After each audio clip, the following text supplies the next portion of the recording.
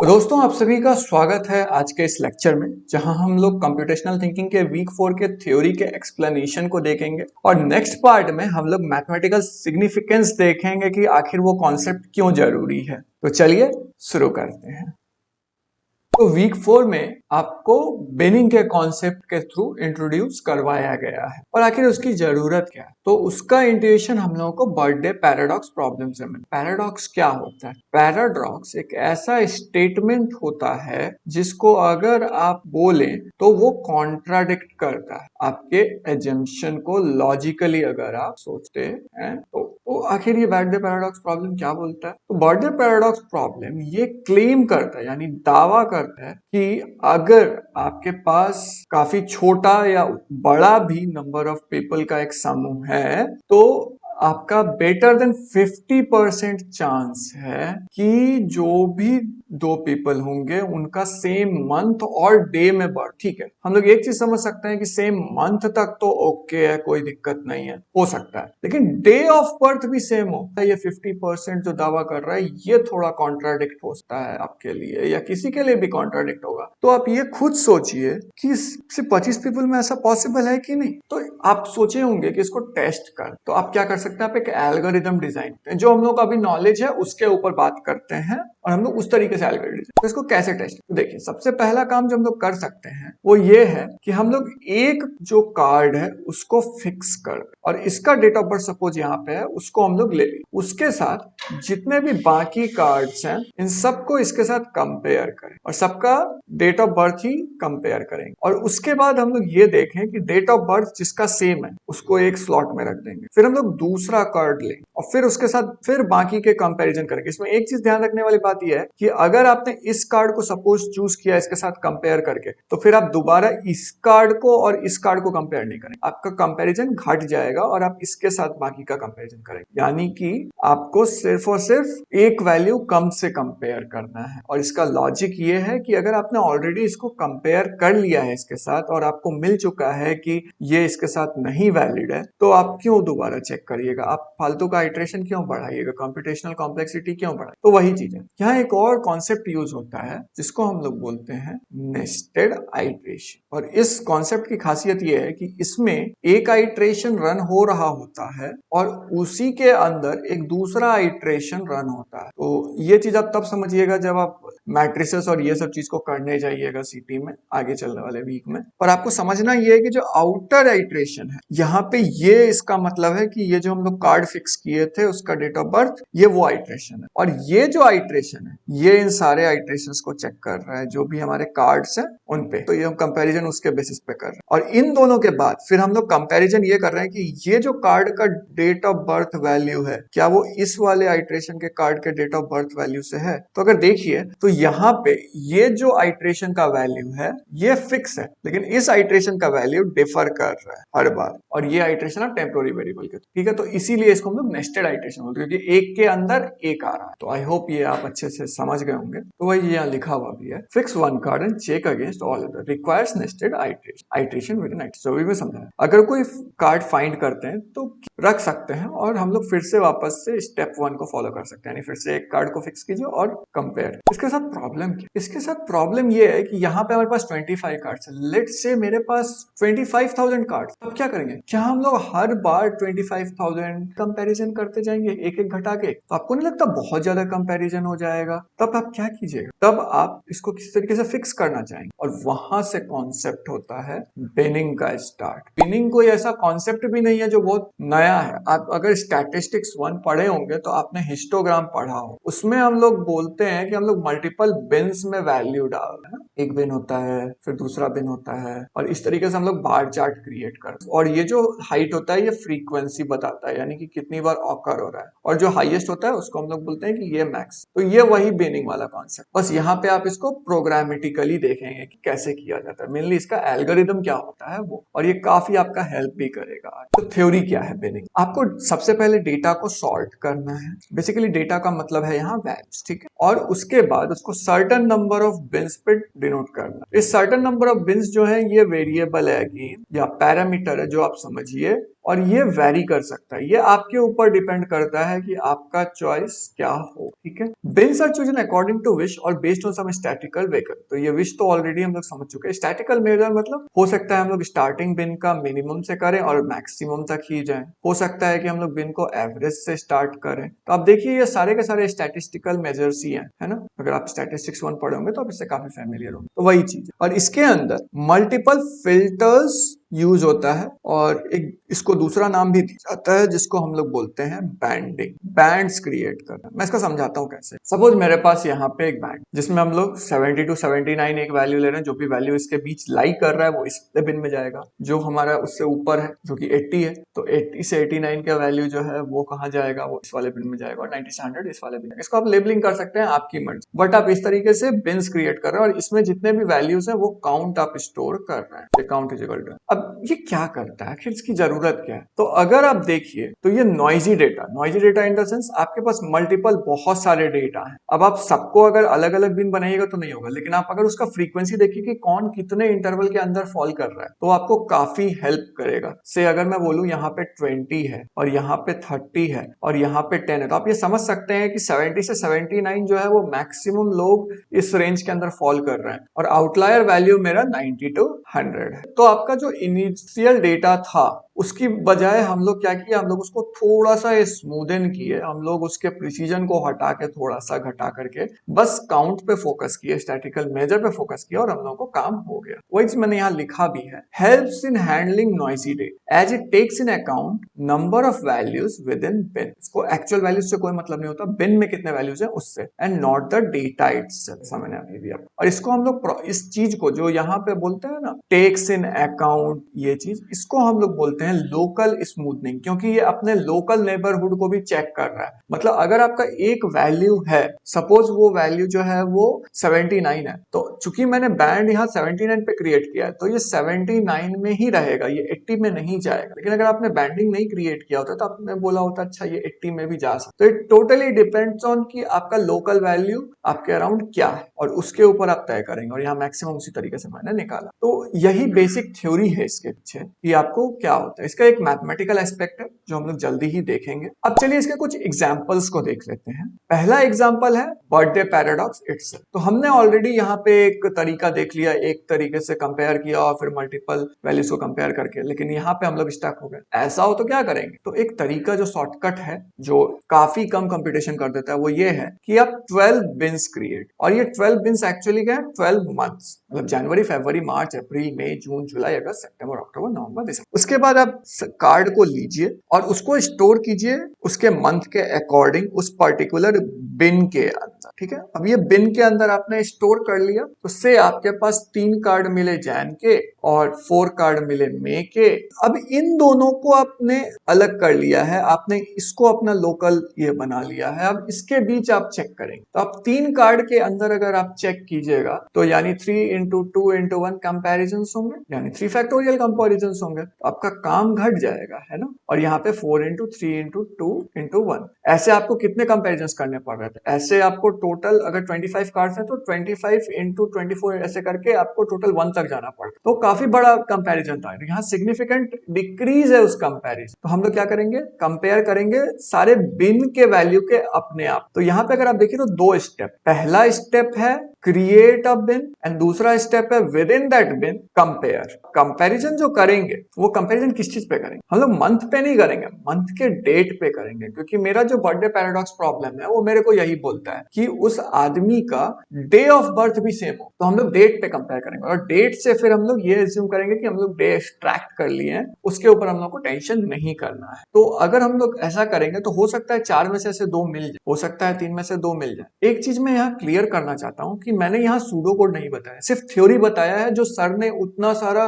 करके दिखाया आपको, उसके पीछे का सार क्या वो मैं यहाँ पे आपको समझाने का कोशिश कर रहा हूँ। लेकिन अगर आप इसके बाद देखने के बाद अगर फिर से एक बार लेक्चर देखिए तो आपको पूरी अच्छे से मेरी बात क्लियरली समझ आ जाएगी कि मैं आपको क्या समझा चाह रहा हूं। अब इसके बाद जब हम लोग को डे मिल जाएगा तो हम लोग उसको सेपरेट कर देंगे कि हाँ मेरे को मिल गया, और हम लोग चेक करेंगे कि अगर एक भी इवन 1 मिल गया तो कोई दिक्कत नहीं है, मेरा पैराडॉक्स जो है वो सही है। अगर हम लोग चेकिंग करेंगे तो 50% चांस इन द सेंस क्या होगा, आपको हर एक मंथ के लिए करना पड़ेगा, बट फिर भी चूंकि आपने इस तरीके से किया है तो जो है वो आपका कंपैरिजन तो कम ही हो जाएगा, ये बात पक्का है। लेकिन अगेन ये जो कंपैरिजन है ये नंबर ऑफ कार्ड्स या डेटा के ऊपर डिपेंड करता है। फॉर एग्जांपल अगर मेरे पास दिसंबर में 320 आदमी, अब मुझे अगर इन पे कंपैरिजन करना है तो मुझे 320 इंटू 319 इंटू 318 ऑल डो अप टू 1, इसको हम लोग शॉर्ट में बोलते हैं 320 फैक्टोरियल। इतने कंपैरिजन करने, और ये लिटरली इतना बड़ा नंबर है कि आप सोच नहीं सकते। तो कई बार हम लोग कंपैरिजन रिड्यूस नहीं कर सकते, बट अगर छोटा वैल्यूज है तो बेटर होगा कि हम लोग बिनिंग एग्जांपल यूज करें। एक चीज और जो आप देख नहीं रहे होंगे वो ये कि यहाँ पे आपको लूप की जरूरत खत्म, आप सिर्फ इफ कंडीशंस के अंदर और एल्स कंडीशंस के अंदर ही अपना सारा काम कर सकते हो। ये आपको काफी हेल्प करेगा। कहीं कहीं पे आपको लूप की जरूरत पड़ सकती है बट अभी तो नहीं है। नेक्स्ट एग्जांपल जो आता है वो आता है फेयर टीम का। अब फेयर टीम का कॉन्सेप्ट क्या है, हम लोग सपोर्ट ग्रुप बनाना चाहते हैं कि अगर even one student is good in one subject और टू, ही और she can help other in which are relatively weak in the same. मतलब ये ऐसा है कि सपोज मैं हूं यहाँ पे, मेरे को मैथ्स में कम मार्क्स आए लेकिन मेरे को फिजिक्स में ज्यादा मार्क्स आए और केमिस्ट्री में मेरे को ज्यादा मार्क्स आए, और आप कहीं पे हैं और आपको मैथ्स में ज्यादा मार्क्स आए, फिजिक्स में कम मार्क्स आए और केमिस्ट्री में ज्यादा मार्क्स आए, तो आप एटलीस्ट मेरे को ये तो कर सकते हैं ना कि आप मेरा मैथ्स में हेल्प कर दीजिए और मैं आपका फिजिक्स में हेल्प कर दूं। तो इस तरीके के ग्रुप बनाने मीनिंगफुल भी होंगे क्योंकि ये आपका हेल्प करेंगे। वही चीज है यहाँ पे कि क्या ऐसा हम लोग ग्रुप बना सकते हैं यूजिंग जस्ट सिंपल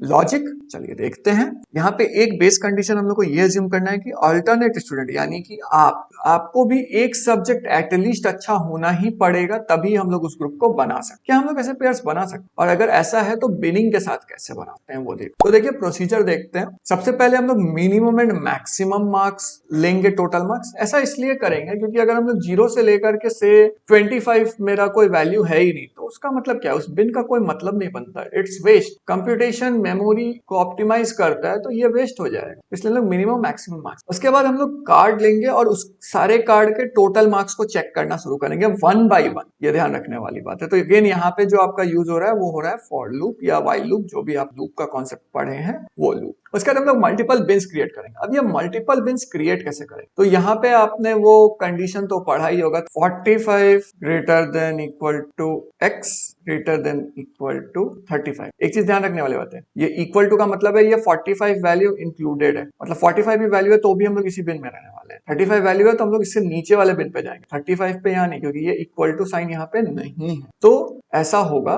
तो हम लोग क्या करेंगे, हम लोग इसी में वैल्यू करेंगे। इस तरीके से मल्टीपल बिन्स क्रिएट करेंगे। और जनरली आप 25 मार्क्स का डिफरेंस अगर लें तो अच्छा होता है बिनिंग के लिए ऐसे कंडीशंस में। और हमेशा मिनिमम और मैक्सिमम के बीच अगर आप कर सकते हैं 25 का डिफरेंस तो वो बहुत अच्छी बात है। बट आप स्किप भी कर सकते हैं। आप क्या कर सकते हैं, आप 0 से लेकर के 25 कर सकते हैं, फिर 25 से लेकर के 50 कर सकते हैं, फिर 50 से लेकर के 75 कर सकते हैं। तो वैसा करके और फिर आपको देख सकते हैं आप खुद ही एक एक्स्ट्रा बिन मिलेगा 75 टू 100, इससे ज्यादा तो जाएगा नहीं। तो ये इंपॉर्टेंट है, इसके बीच में आप डाल सकते। बट हो सकता है हम लोग इसके बीच में भी कंपैरिजन करना चाहें तो वो हम लोग नेक्स्ट स्टेप हम लोग क्या करेंगे, कोई एक बिन को उठाएंगे जिसमें जो भी नंबर ऑफ वैल्यू से 0 टू 25 में हमारे पास वैल्यूज मिले 5 स्टूडेंट्स। उसके बाद 25 टू 30 में जो हमारे वैल्यूज मिले वो मिले 7 स्टूडेंट्स के। 50 टू 75 ऑन एन एवरेज सबका बहुत अच्छा होता है, let's say 20 students. And 75 to 100 जो है ये सिर्फ 3। तो अब एक बात सोचिए, क्या अगर मैं 100 वाले को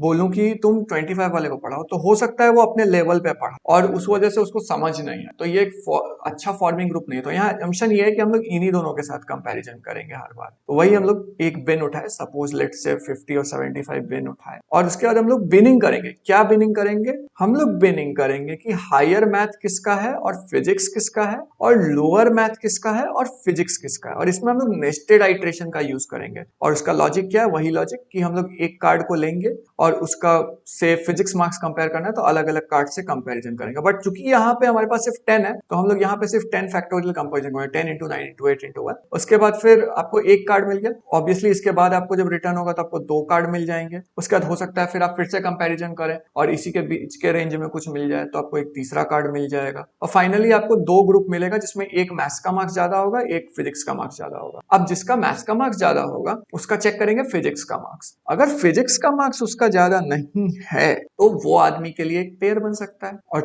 बदले में वो आदमी मैथ्स पढ़ा सकता है, जैसा मैंने आपको ऊपर में अपने एग्जाम्पल के तौर पर ही समझाया था ये मैथ। या फिर आप दूसरा चीज भी कर सकते हैं, आप ये सेट कर सकते हैं कि वो जो आदमी है जिसका भी आप पढ़ाना चाहते हैं उसको एक पर्टिकुलर थ्रेशोल्ड को काउंट करता है कि नहीं। लेट्स से 5 मार्क्स का अगर डिफरेंस है दोनों के मार्क्स के बीच तो हम लोग उसको कंसीडर नहीं करेंगे, लेकिन अगर 10 मार्क्स का डिफरेंस है तो हम लोग उसको कंसीडर करेंगे और हम लोग उसको पढ़ाने के लिए, but within this particular bin. आप देख सकते हैं कि मल्टीपल बिन्स बनाने से आपका काम कितना ईजी हो गया। आपको यहाँ 5 फैक्टोरियल चेक करना है, 7 factorial, 10 factorial, 3 factorial, rather than going for all hundreds. तो वही चीज यहाँ पे अप्रोच ये यूज हुआ है जो कि टेक अवे भी हो सकता है आपके लिए। यहाँ आप लोग दो प्रिपरेशन कर, सबसे पहले ओवरऑल बिनिंग प्रिपरेशन, जिसमें हम लोग क्या कर रहे हैं, हर एक बिन में फिर से प्रिपेयर कर रहे हैं कि कौन हायर है, जो हम लोग स्टेप 2 में कर रहे हैं। सबसे पहले तो ओवरऑल बिनिंग प्रिपरेशन कर लिया जो भी हम लोग करने वाले थे उसको 25 के डिवीजन में, ठीक है। उसके बाद फिर हम लोग उस ग्रुप के अंदर फिर एक और बिनिंग कर रहे हैं, यहाँ पे एक बिन के अंदर दूसरा बिन क्रिएट कर रहे हैं, तो ये नेस्टेड बिनिंग है एक तरीके से।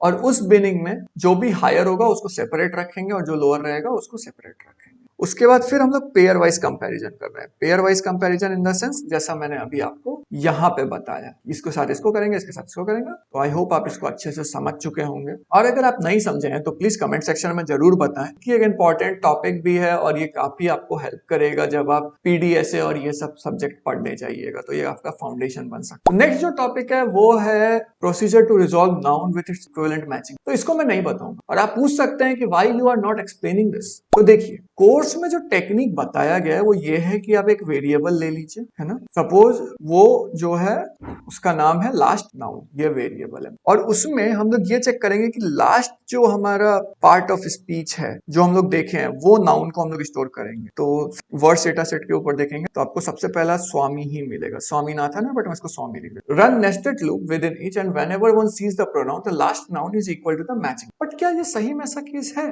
यहाँ पे मैं ये बोल रहा हूँ कि मैं नेस्टेड लूप रन करूंगा, मैं स्वामी को फिक्स कर दिया, ठीक है यहाँ, और जब भी मैं कोई एक प्रोनाउन में जाऊंगा जो कि यहाँ पे एक POF is equal to pronoun है, आफ्टर दिस नाउन फिक्सिंग, जब मैं ऐसा करूंगा तो क्या वो प्रोनाउन हमेशा स्वामी को ही रिजेंबल करेगा, या फिर जब मेरा सपोज पहले आइटरेशन में तो ठीक है, दूसरी बार उसके कोई नाम है वेदनायगम जो आएगा, लेट्स से वेदनायगम यही है उसका स्पेलिंग, तो क्या जरूरी है जब मैं वेदनायगम के प्रोनाउन देखूंगा वो वेदनायगम के पास ही जाएगा या वो स्वामी को भी रेफर कर सकते? एक जो केस है, इसलिए थोड़ा सा ये जो टेक्निक ये लोग यूज किए हैं ये मेरे को ज्यादा सही नहीं लगता है और ये एक्चुअली फीजिबल तरीका भी नहीं। तो यहाँ पे आप देख सकते हैं कि यहाँ पे एक हिज प्रोनाउन आ रहा है, लेकिन यहाँ पे फिर क्या रहा है, क्लास टीचर। तो ऑब्वियसली आप सोचेंगे ये वेदनायगम के लिए, बट आप इसको पढ़िए, yellow building the fire eyed net Vedanayagam his, तो ये हिज डेफिनेटली स्वामीनाथन को रेफर कर रहा है। और ऐसा हम लोग कैसे कर पा रहे हैं? ऐसा इसलिए कर पा रहे हैं क्योंकि हमारा जो ब्रेन है उसमें हम लोग कहीं ना कहीं ये स्टोर किए हैं कि स्वामीनाथन जो है उसका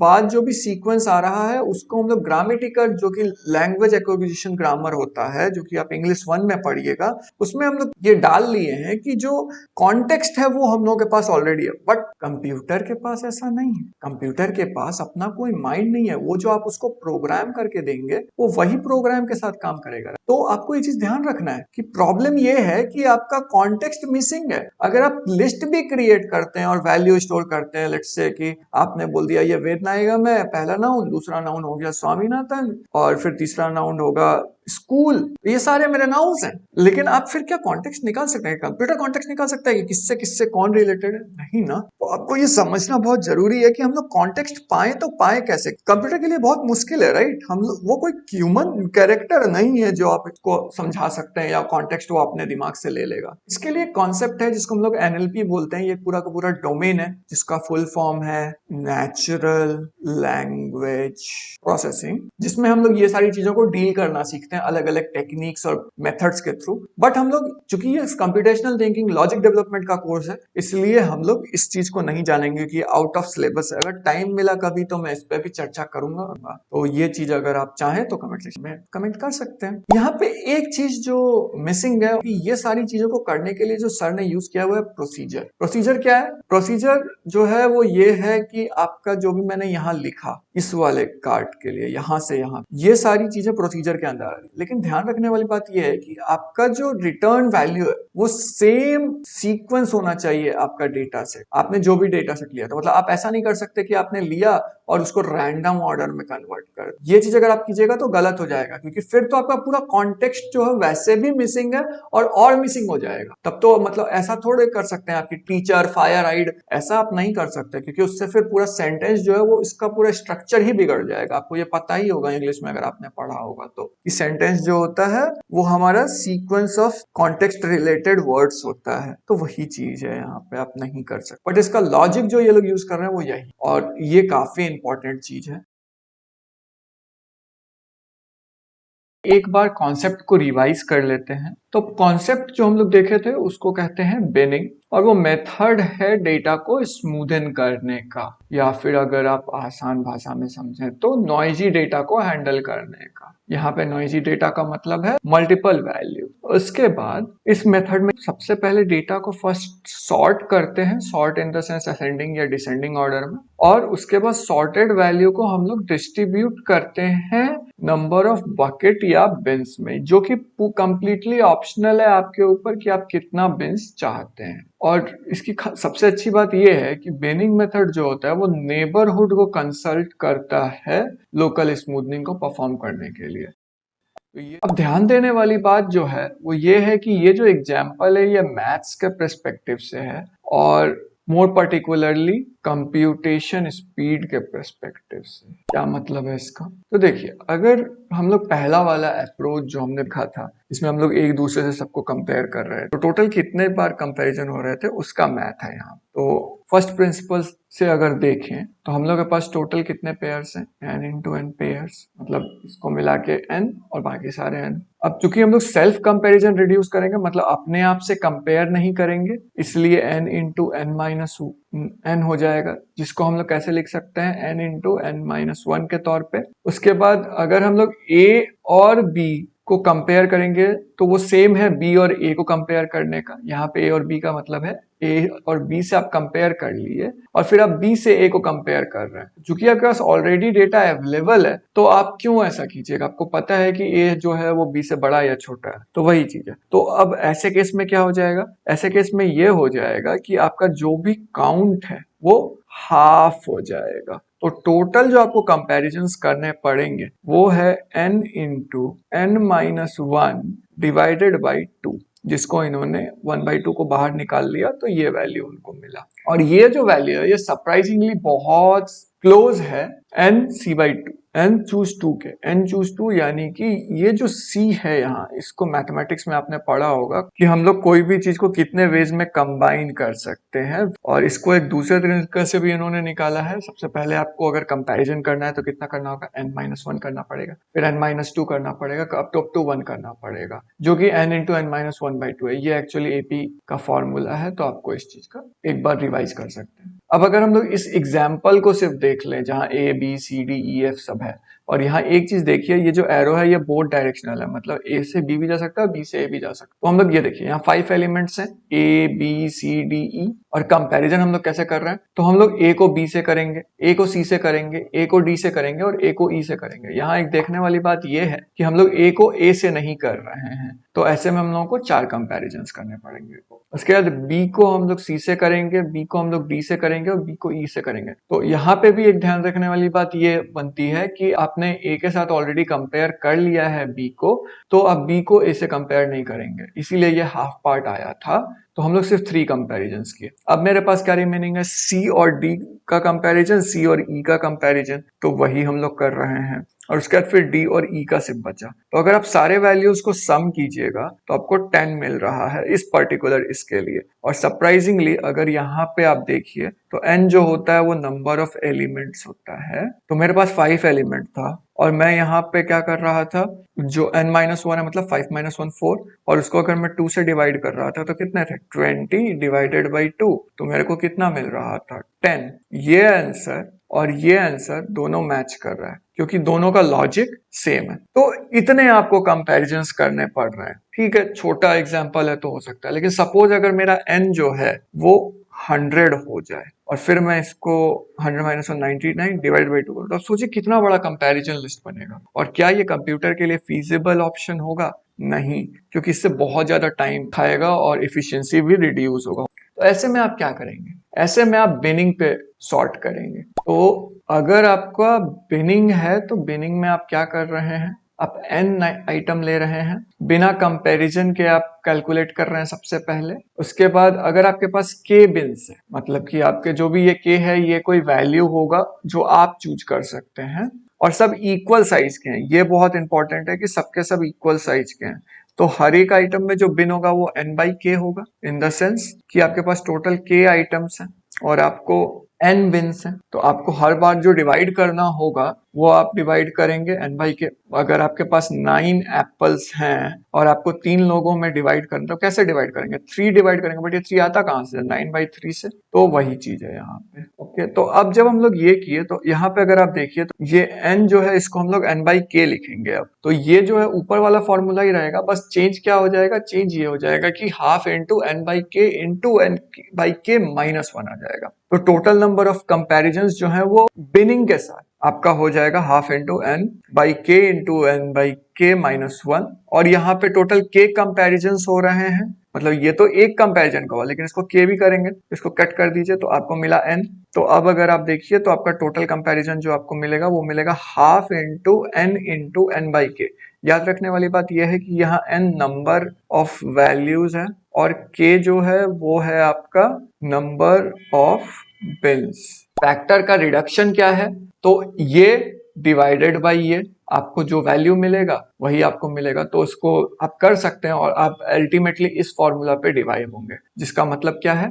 n माइनस 1 जो है ये आपका न्यूमरेटर पार्ट से आ जाएगा और n बाई k माइनस 1 जो है वो डिनोमिनेटर पार्ट से आ जाएगा। तो अब अगर आप मान लीजिए आपके पास 9 टोटल आइटम्स हैं और आप 3 बिन्स बनाते हैं तो आपको टोटल से 4 आइट्रेशंस करने हैं। 4 आइट्रेशंस, कहाँ 10 और कहाँ 4? एक 4 times, almost near to 4 times factor में रिडक्शन है, राइट? आखिर ऐसा होता क्यों? तो चलिए देखते हैं। मैथमेटिक्स तो ऑलरेडी हमने समझ लिया, अब इसका की आइडिया समझते हैं। तो अगर आपके पास 9 ऑब्जेक्ट्स हैं A B C D E F G H I, तो आपको टोटल कंपैरिजंस कितने करने पड़ेंगे? 9 इंटू 8 बाई 2 यानी 9 8 जा 72 डिवाइडेड बाई 2 यानी 36 कंपैरिजन। अब अगर हर एक ऑब्जेक्ट को आप 3 बिन में डाल रहे हैं तो आपको कितने कंपैरिजंस करने पड़ेंगे? आपको करने पड़ेंगे 3 इंटू 2 डिवाइडेड बाई 2। तो 6 डिवाइडेड बाई 2 कितना होता है? 3। तो आपने पर बिन पे 3 ही कंपैरिजन करने हैं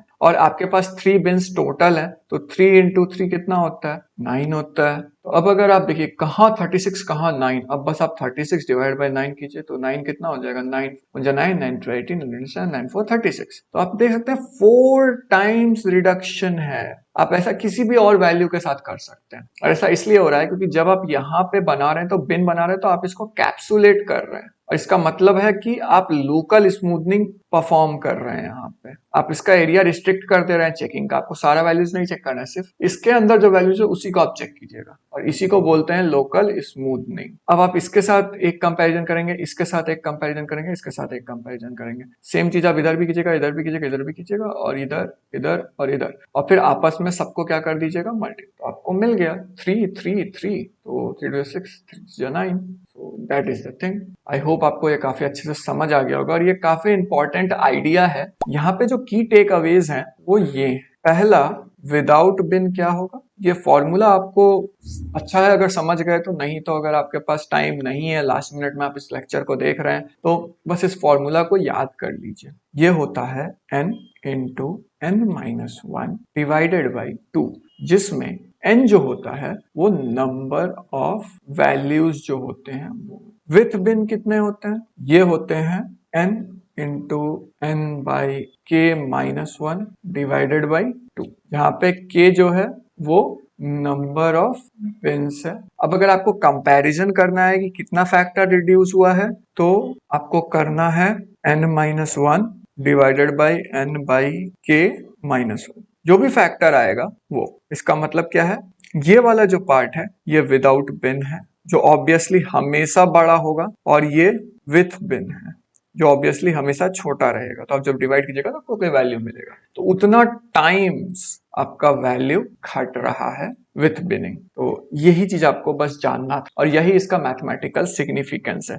आई होप आप अच्छे से समझ गए होंगे। तो इसी के साथ हमारा ये लेक्चर खत्म होता है। मिलते हैं आपसे अगले लेक्चर में, इसमें हम लोग बात करेंगे पीए के बारे में। Tata, bye bye.